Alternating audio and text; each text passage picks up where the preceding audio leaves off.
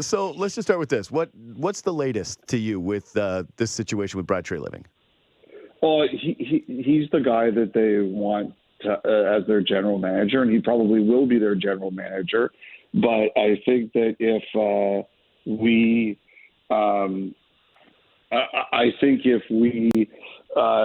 anything over the last 2 weeks, it's that it may think that a contract's going to get done, but it might not get done. Now, I don't think these situations are completely the same. I think it will get done. I think they've told Treliving he's their choice, but they have to get a contract done.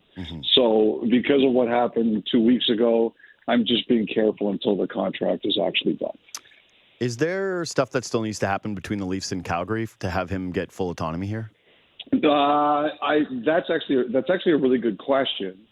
I do think Toronto initially, when teams were eventually granted permission to speak to Treliving, it was with the proviso that he not be allowed to work the draft. Right.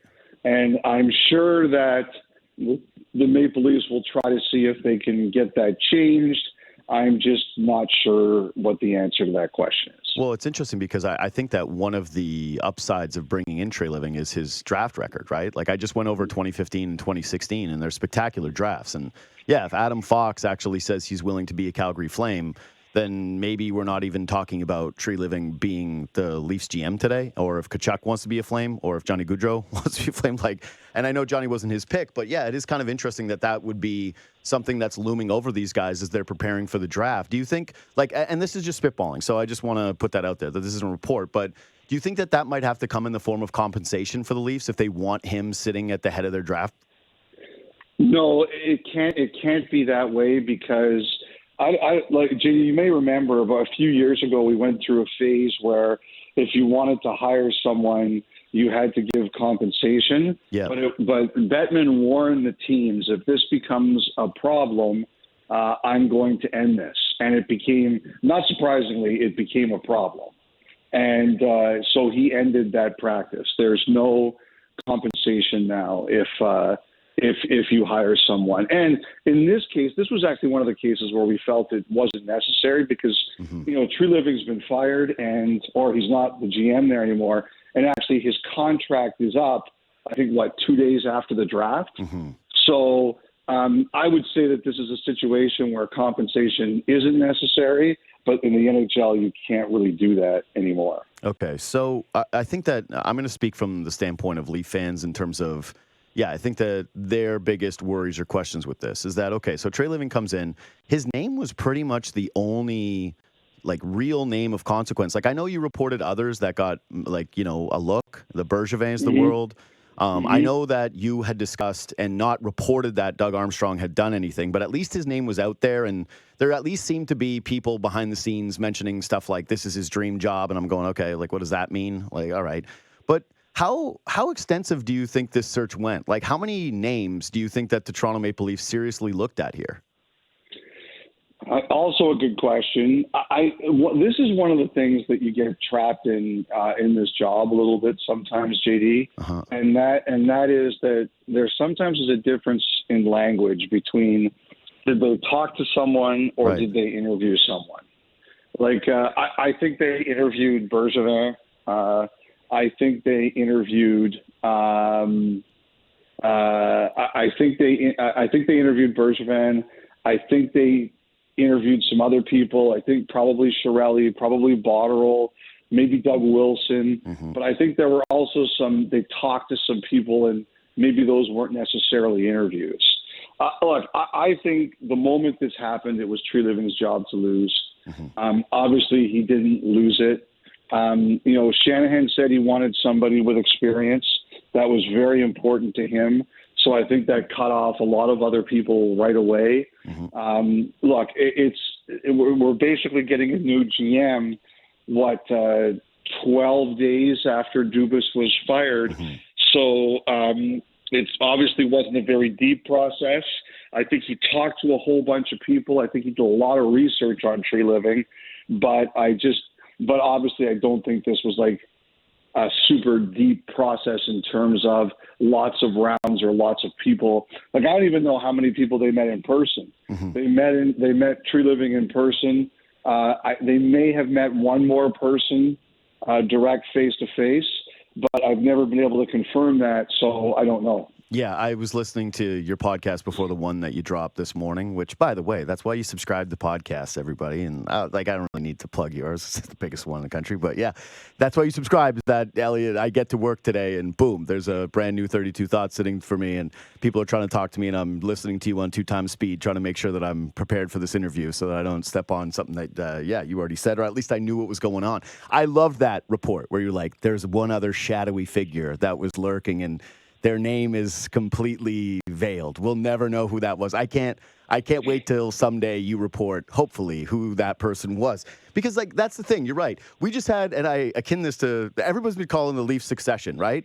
But we got 4 seasons of Succession. It was years of timelines before we got the CEO of Waystar Royco. And it was 12 days before we got a new GM in the chair for the Toronto Maple Leafs. And so, yeah, I think it at least stands to reason that it couldn't have been overly extensive, and especially considering that Brendan Shanahan, at least according to him and everything that's out there, he was in the car after the Dubas presser before he even started thinking about other general managers, that there might not have even been a backup plan here. So I think that it begs the next question is, what were the timeline constraints here? How much of this has to do with the hire? I think that, first of all, I don't think they were really thinking about replacements until Dubas's media conference, that right. Monday media conference. So that part of the equation is true. I think with this, I mean, the length of time is, I mean, the Leafs said it. You said it. You're the one who decides how long you want this process to be. I think one of the things here, there's no question, is, look, I don't think they're trading Matthews or anything like that, and I don't think they're doing anything like that. And at the end of the day, I think that Matthews wants to be a Leaf. I've said that many times. Mm-hmm. But I think you realize that you have to talk to him seriously as soon as possible. Mm-hmm. And I think that that's kind of, where we are right now. I think that they simply said, there's not a lot of runway here. We want to get this done as quick as possible. And there's a person here that we're very comfortable with. And I guess they just got to a point where they said, we could prolong the search and continue the search. But, I think, like I said, I think the moment this happened, Treliving was kind of the guy. Mm-hmm. And it was going to take someone to beat him. And I just don't think that they felt that they found someone who was going to beat him in such a short window. So I texted someone yesterday that has had a relationship with Brad Treliving.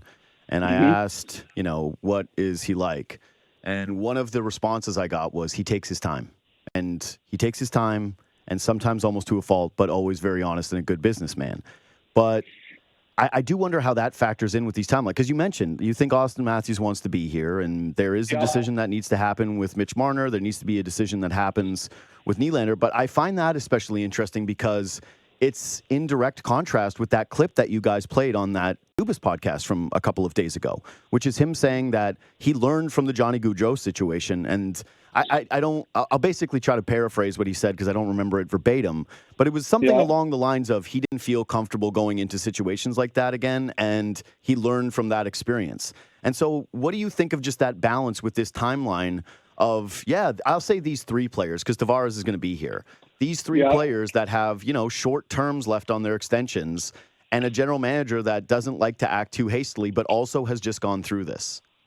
Well, I think in a lot of reasons, that's what made him, JD, the most fascinating candidate, was because he could say, okay, I went through this situation before, this is what I've learned, and this is what I would do differently, or this is what I would do the same. So I think that is going to be, I think that was part of his interview process. I think, so I think what's going to happen is he's going to, one of the things I do think that happened was not only Treliving, but everybody else interviewed this job, asked Shanahan, okay, what do you think about Matthews?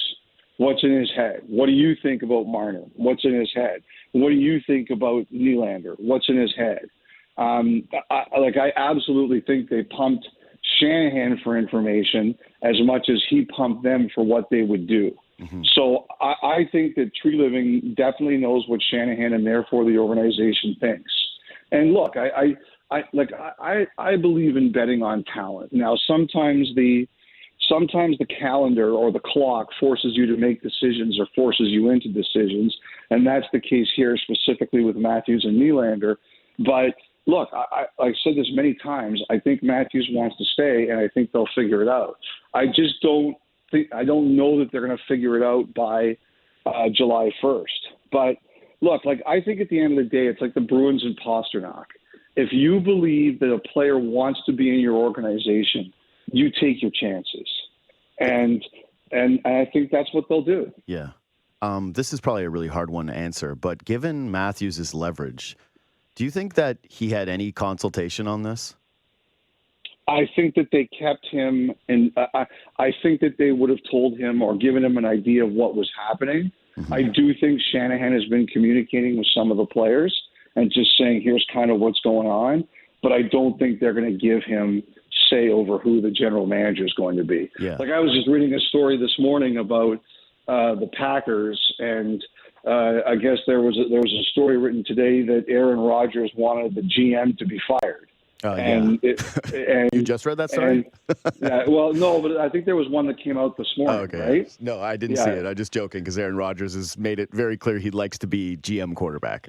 Yeah, so I think it came out this morning, and the Packers were like, we're not doing that. I think you have to be collaborative with your players, but I don't, especially your star players, but you can't give them that much power. So I think Matthews and other players kind of have been filled in with what's going on here and there, but I don't think that he would have veto power or anything like that over this hire. So when the Dubas firing happens, the thing that starts coming out from essentially everywhere is it's a mess, and that there was real dissent among some of the ranks, that some of the Dubas people are shocked and, frankly, appalled, right? And that some of the Shanahan people, it's kind of dividing into camps, and we see the immediate departure of Spezza, and we wonder how many other people are going to follow.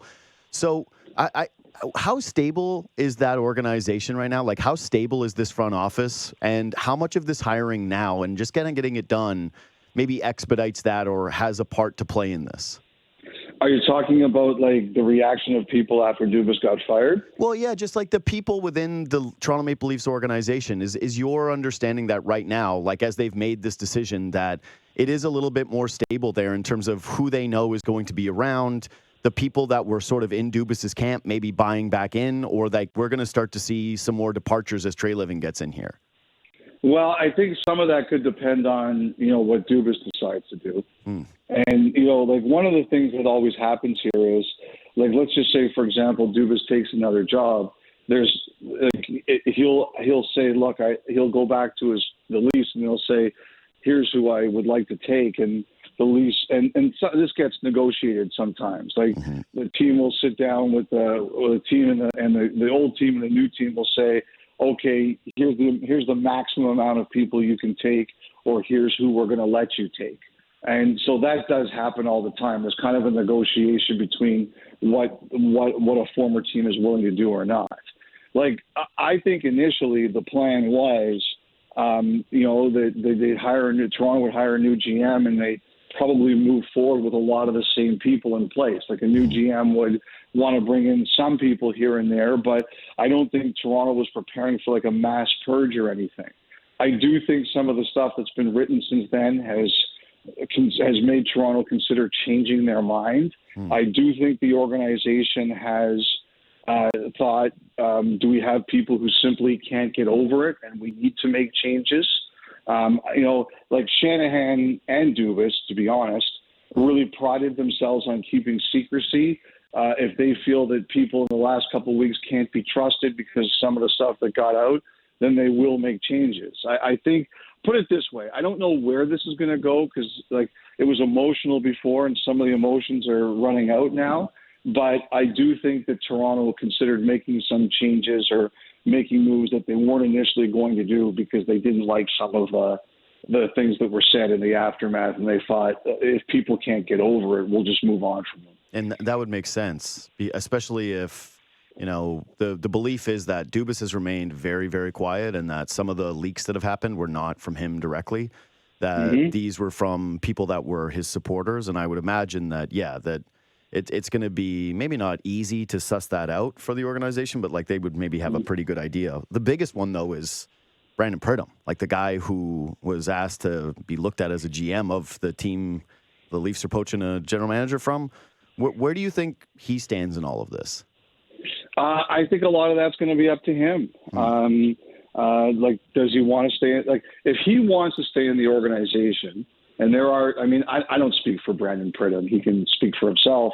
But there are people who believe he does. They're going to have room for him. He's a guy who knows the salary cap really well. He practically wrote it. And don't forget that when Brendan Shanahan got hired in Toronto, one of the people he brought with him was Pridham. And so if Pridham wants to stay in Toronto, I think they'll be more than happy to keep him in Toronto.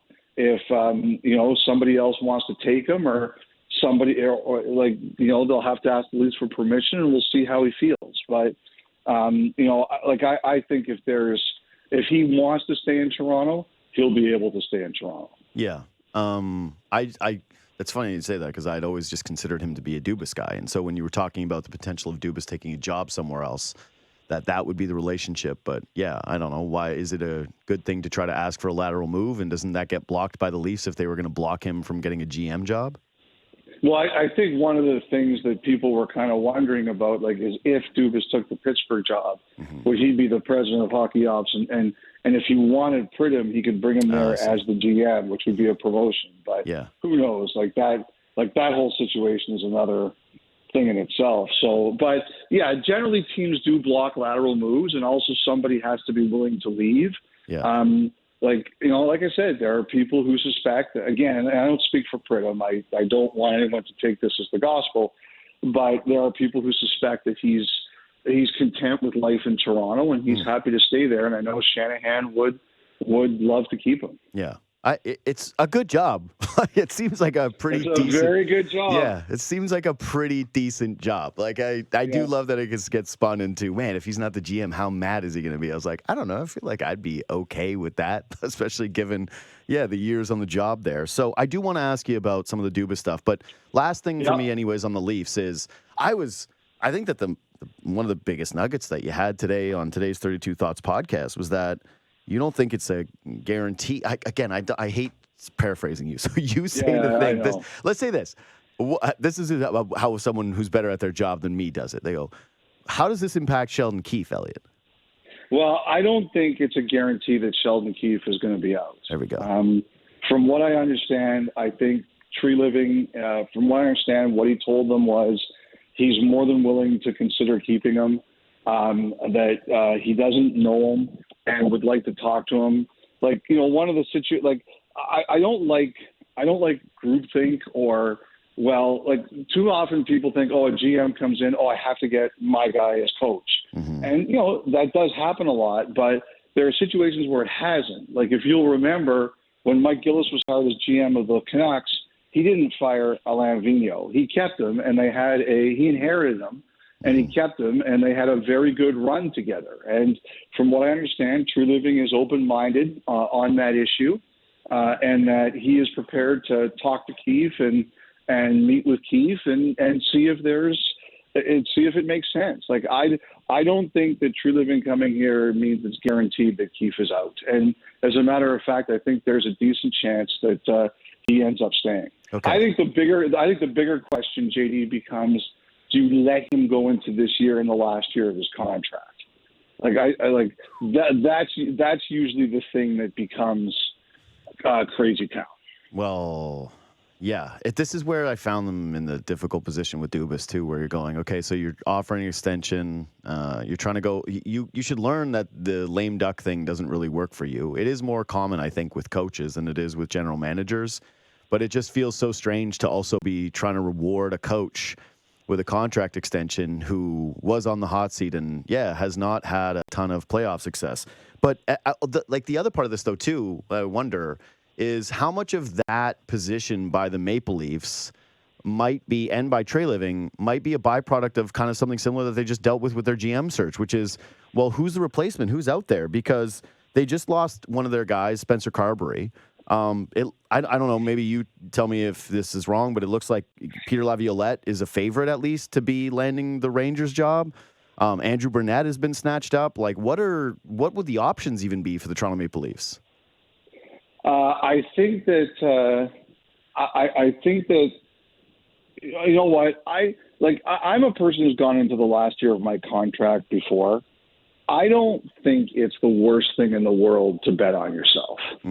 I think the bigger question is, how do the Leafs feel about it after the way it played out with Dubas? Like, would they want that again?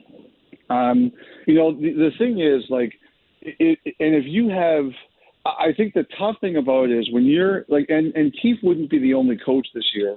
There's a few coaches who are going into the last year of their deal, and we'll see if they get extended. Seattle's got a press conference today. I'm kind of wondering if there's any chance Haxtell's getting extended. And I think that. But I think in this market it's trickier. Look at how. The Dubas situation dominated the conversation, JD, all year. And so I think anytime you've got that, do you want that to be a story all year? Ultimately, you control the narrative.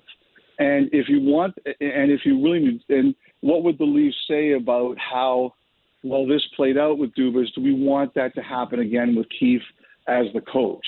Now, generally, I think that, again, I only judge others. I judge myself. I've been in the last year of my contract. I've had situations where that worked out well for me. I've had situations where that didn't work out so well for me. But I've never been afraid to bet on myself. And if I was Keefe, if you can put aside the noise, if you think you're going to have a good team, and Toronto will have a good team, it wouldn't scare me. But it's just a lot of noise. Not everybody can shut out the noise. I think there's been times too where he hasn't shut out the noise, or at least he's had slips at media conferences, and I've gone, "Oh, that's one's perfect." Yeah, no doubt about it. If you're facing the media, 250 days a year, you're going to have days where it doesn't go right. It's just life, man. It's just life. As the media who does this live every day, I can tell you, I relate deeply. I have had more than a day or two where it's been bad, where I get that text from the boss, "Hey, can I talk to you for a second?" You go, yeah, I know this isn't great. This isn't going to be, you're so good at your job. Thank you for your service. Are there any other coaching names, though, that you would keep an eye out for? Anybody that's out there, kind of like you did with Doug Armstrong, where you go, "Hey, this isn't a report, this isn't anything, but hey, maybe these are some names that you would be looking at if it isn't him." Are you talking about instead of Keefe, you mean? Yeah, if Keefe does end up departing, if they can't make things done. I'm not going there yet. I'm not. You know what, JD? Because I think much more likely than not, it's going to be him. Okay. So I think that unless we get into a situation where someone asks for permission to talk to him, or the Leafs decide there's someone else out there that they absolutely have to have. But I'm saying, as of right now, May 31st, that reminds me I got to get my banking done today, 9:33 a.m. I'm under the impression that Treliving is, from what I understand, Treliving and Shanahan talked about, they are willing to, that they want to sit down with Keefe, have the two of them get to know each other, and then see if there's any need to make a change. And from what I understand, I think Shanahan told the GMs that the prospective GMs that he interviewed, that it's going to be up to you, but I am happy with him, and I would like to keep him. And from what I understand, there were very few, if any, that disagreed. So I'm operating under the impression that this is going to continue unless I'm given reason to believe otherwise. Well, it would be interesting business practice if they did hold on to him at this point, and then they couldn't come to an extension or they couldn't come to an agreement for next season. And then you're working within a depleted coaching pool, and you've also hurt Keefe's chances of getting hired somewhere else for that season. So just even from a logical look at it, as a step back look at it, that does sound like it makes a lot of sense. Okay, so how is the Dubas part of this playing in? Because, again, you mentioned it today on your podcast. There's a lot out there right now. There's some people saying there's no way he's taking this job. Tell me if I'm wrong. It seems like Pittsburgh has offered him this job, and it's in his hands. Is he going to take it? And if he's not, what is holding him back? Well, I understand. I haven't seen all the reporting, but people have told me there are conflicting reports. Okay. And I just want to say I completely understand that. Based on what I was chasing yesterday and what I was trying to figure out yesterday, there were definitely people who were under the impression that he turned it down, and there were definitely people under the impression that he was going to take it. And so I think that tells you what yesterday was like. And the best answer I can give you, as I said on the pod this morning, JD, is that I don't think, as of last night, I don't think he'd made a final decision, or I don't think they've gotten everything done. So I think Pittsburgh has indicated we need an answer by some point, and I would assume it's this week. Like, Pittsburgh has decisions to make. But I can't give you that exact timeline, but I just don't think as of last night he decided. Now, it's interesting, as we were doing this interview, I got a text from someone who said, if I was running the show in Pittsburgh, the fact that you hadn't decided might be decision enough for me. And I understand that point of view of thinking, but I don't know if that carries the day. So I think we're in a point where, at some point this week, they have to bleep or get off the pot, really. And I can tell you this, I believe I have a handle on the possible considerations if Dubas doesn't take it. And I was under the impression, not from speaking to those people, but people around them, that they hadn't been notified one way or another. So to me, this is still in a holding pattern until someone makes a decision. Now, the other thing I said on the pod this morning, and I'll reiterate it here, is that I do think that there are other teams. I don't know if in play is the right word, JD, or it's simply that there are other teams who just kind of reached out to him to say, okay, what are you thinking here? And look, if Dubas is a free agent and you can add him to your front office, I think that there are teams that will consider doing that. I don't know that it means that they're going to. I don't necessarily think. Excuse me. I don't think it necessarily means, JD, that they're looking to fire their other GMs or anything like that. But I think there are some situations where GMs don't have a lot of term, or the structures of organizations could be different, and I think they could be saying, okay, what if we add them? And I also think that has occurred. I know there's been a lot of rumors about Ottawa. I think that depends on the ownership group potentially that gets in there. I think some of them I can see him being a fit with, some of them I can't. But I suspect, and I strongly suspect, that there are other teams out there who've reached out to him. Yeah, so maybe if he doesn't take the Pittsburgh job, the more likely outcome is that it's basically like an Alex Anthopoulos situation when he left the Jays, where I think he became the vice president of baseball operations with the Dodgers, and then right after he goes and takes the general manager job with the Braves. Basically like a stopping point, but like a smaller potentially in title, but keeping his options open to take a bigger job potentially the next year, whether with that organization or with another one. Or, yeah, I think that's possible. I think that's a good comparison. I don't necessarily mean he's going to jump around from team to team. It might be come into our front office, and we'll see if the role expands over time. So, yes, I do think that's a very fair way of looking at it. Okay, I forgot one question, and I'm going to ask it, and then I'll let you go. And you've been extremely generous with your time, and I'm sorry for keeping you so long on such an important day. JD, look, I got to tell you something. I hope you take this in the fun way it's intended. Yeah. I know if I'm coming on with you, I better budget my time. Listen, things are happening, and if I had you on for 10 minutes, asked you 3 questions, and people were listening to this, they go, "Dude, you had Elliotte Friedman asking 3 questions. You thought it was better for you to fill the time today? Like, I don't think I would have a job."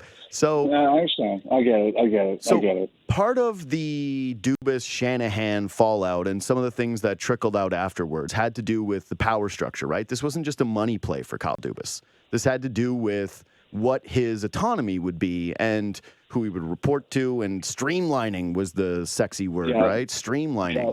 How much of this stuff has come up with Treliving to your understanding? I think the thing about Treliving is if you've looked at since he's been in Calgary, look at the people he's worked for. He's worked with the late Ken King, who was a big presence. He's worked with Brian Burke, who was a big presence, obviously. John Bean, who's the current president, he's more of a quieter guy. He likes the background. But Murray Edwards, as the owner, is a very big presence. So I think that he understands how it all works. And also, he's from the corporate world, obviously. Yeah. People know what his family does. So I think he has an understanding of how to manage not only down but up and what that takes. So I don't think this whole thing, honestly, I think you recognize that when you come here, there's a way that this is all going to have to work. And I don't think he's uncomfortable in that kind of world or reality. Yeah, I thought it was always just very interesting that was part of the discussion given. And I think that this is even, and I know the position I'm in and that you're in terms of our employer. So it always sounds like you're, just, I don't know, sucking up or trying to save your job. But man, look how quiet this was in terms of, you reported some really great stuff, but there's still a guy that may or may not have been here and interviewed in person that we don't know. And so some of this was about leaks and streamlining. I don't know. Dubas had a lot of different people that were employed under him that were kind of his guys. And yeah, I would imagine that this maybe, I don't know how big it actually is. I wonder more if this is going to be about the relationship between Treliving and Shanahan. If Shanahan's hiring him and he's taking this job, I would guess that they're pretty comfortable with whatever the power dynamic between the two is. Yeah, I would think so. I mean, at this point in time, you can't, after everything that's happened here the last couple of weeks, you can't think that you can't come into a situation and say, "Oh, I didn't expect that to happen." Your eyes should be wide open about how it's set up and how it works. Elliotte Friedman, thank you for budgeting your time wisely for me. No problem. I do appreciate it. Problem, Thank you JD. for doing this today. And yeah, good luck with the rest of it. I'm sure that it's not going to slow down for you. Thanks for coming on, man. No, it's not going to be quiet, JD. No. Have a great day, okay? You Take too, care, pal. man. There you go. It's Elliotte Friedman of 32 Thoughts.